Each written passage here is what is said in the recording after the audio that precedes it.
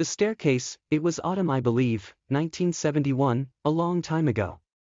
Almost 5 decades ago as I write this story.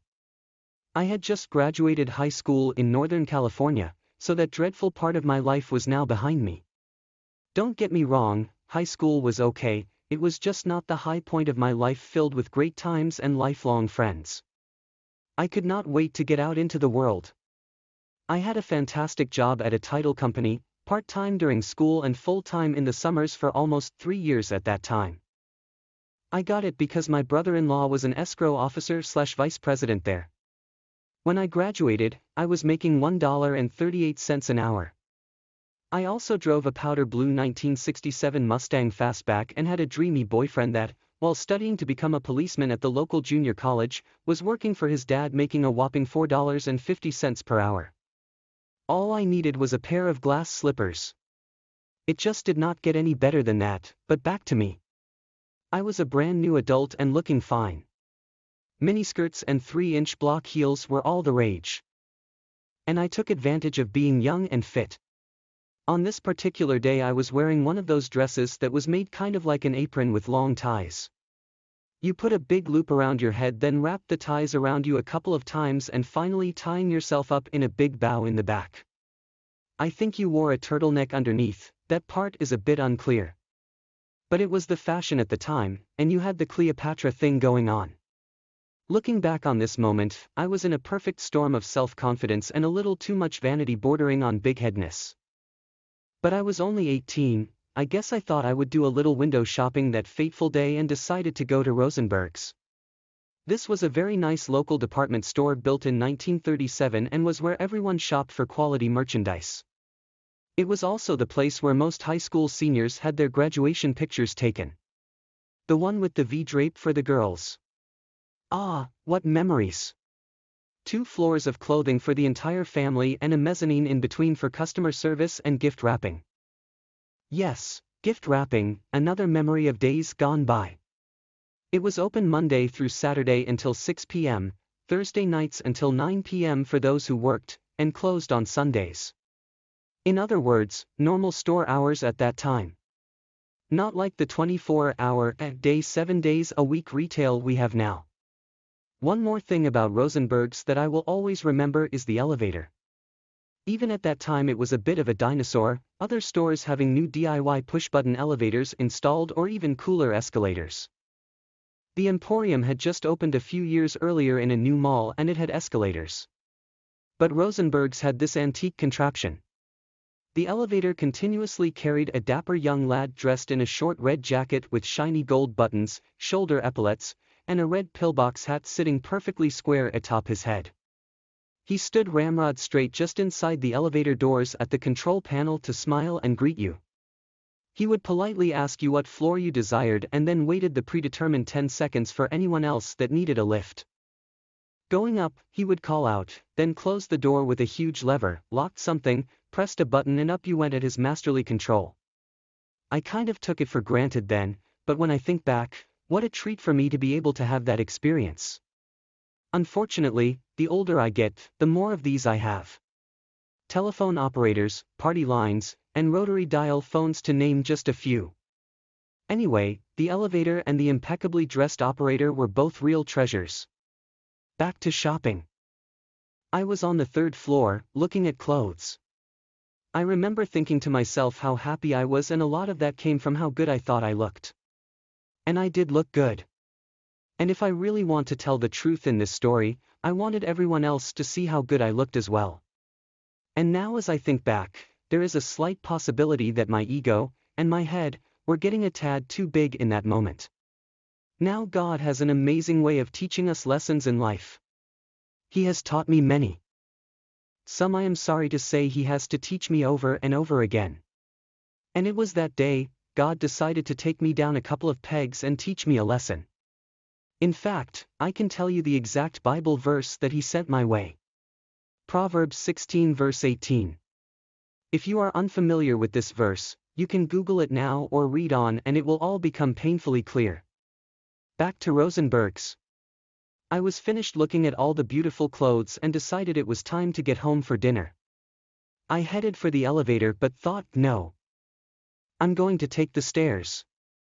I had visions of Scarlett O'Hara waking down the staircase of Plantation Terra to meet her beloved Rhett Butler.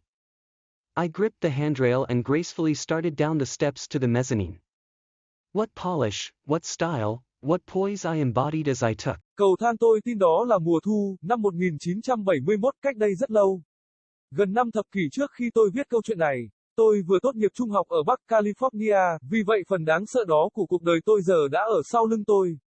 Đừng hiểu sai ý tôi, trường trung học không sao cả, đó không phải là thời điểm đỉnh cao của cuộc đời tôi với những khoảng thời gian tuyệt vời và những người bạn suốt đời. Tôi không thể chờ đợi để bước ra thế giới. Tôi đã có một công việc tuyệt vời tại một công ty có tên tuổi, bán thời gian trong thời gian đi học và toàn thời gian vào mùa hè trong gần 3 năm vào thời điểm đó. Tôi nhận được nó vì anh rể tôi là một nhân viên ký quỹ, phó chủ tịch ở đó. Khi tôi tốt nghiệp, tôi kiếm được 1,38 đô la một giờ. Tôi cũng đã lái một chiếc Mustang Fastback 1967 màu xanh bột và có một người bạn trai đáng mơ ước. Khi đang học để trở thành cảnh sát tại một trường đại học cơ sở địa phương, đang làm việc cho bố anh ấy với mức lương khổng lồ 4,50 đô la mỗi giờ. Tất cả những gì tôi cần là một đôi dép thủy tinh. Nó chỉ không nhận được bất kỳ tốt hơn thế, nhưng trở lại với tôi là một người lớn hoàn toàn mới và trông ổn, váy ngắn và giày cao gót 3 phân đều là những thứ thịnh hành. Và tôi đã tận dụng lợi thế của sự trẻ trung và cân đối. Vào ngày đặc biệt này, tôi đã mặc một trong những chiếc váy được làm giống như một chiếc tạp dề với cà vạt dài. Bạn quấn một vòng lớn quanh đầu, sau đó quấn các sợi dây buộc quanh người vài vòng và cuối cùng buộc lại thành một chiếc nơ lớn ở phía sau. Tôi nghĩ rằng bạn đã mặc một chiếc áo cổ lọ bên dưới. Phần đó hơi không rõ ràng, nhưng đó là thời trang vào thời điểm đó, và bạn đã có những điều nữ hoàng Cleopatra tiếp tục. Nhìn lại khoảnh khắc này, tôi đang ở trong một cơn bão hoàn hảo của sự tự tin và một chút phù phiếm quá nhiều giáp với sự cố chấp. Nhưng tôi chỉ mới 18. Tôi đoán rằng tôi đã nghĩ rằng tôi sẽ mua sắm nhỏ trong cửa sổ vào ngày định mệnh đó và quyết định đến Rosenberg. Đây là một cửa hàng bách hóa địa phương rất đẹp được xây dựng vào năm 1937 và là nơi mọi người mua sắm hàng hóa chất lượng. Đó cũng là nơi chụp ảnh tốt nghiệp của hầu hết các học sinh trung học. Cái có V-dress dành cho các cô gái. À, kỷ niệm nào? 2 tầng để quần áo cho cả gia đình và một tầng lửng ở giữa để phục vụ khách hàng và gói quà. Vâng, gói quà, một kỷ niệm khác của ngày tháng trôi qua. Nó mở cửa từ thứ 2 đến thứ 7 cho đến 6:00 tối, các đêm thứ 5 đến 9:00 tối. Cho những người đã làm việc và đóng cửa vào chủ nhật. Nói cách khác, giờ cửa hàng bình thường tại thời điểm đó. Không giống như bán lẻ 24 giờ một ngày 7 ngày một tuần mà chúng tôi có bây giờ. Một điều nữa về Rosenberg mà tôi sẽ luôn nhớ là thang máy. Ngay cả vào thời điểm đó nó còn là một con khủng long. Các cửa hàng khác đã lắp đặt thang máy nút bấm DIY mới hoặc thậm chí là thang cuốn mát mẻ hơn. Emporium vừa mới mở một vài năm trước đó trong một trung tâm mua sắm mới và nó có thang cuốn. Nhưng Rosenberg có món đồ cổ này. Thang máy liên tục mang theo một chàng trai trẻ bảnh bao mặc một chiếc áo khoác ngắn màu đỏ với hàng cúc vàng sáng bóng, đeo băng đeo vai và chiếc mũ hộp đựng thuốc màu đỏ đang ngồi trên đầu rất vuông vức.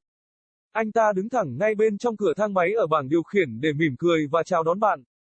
Anh ấy sẽ lịch sự hỏi bạn tầng nào bạn muốn và sau đó đợi 10 giây đã xác định trước cho bất kỳ ai khác cần thang máy.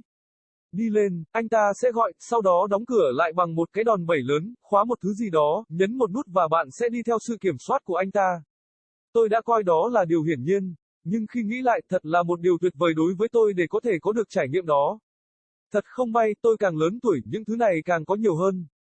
Các nhà khai thác điện thoại, đường dây bên và điện thoại quay số quay để chỉ một vài cái tên. Dù sao, thang máy và người vận hành ăn mặc đẹp đẽ đều là báu vật thực sự.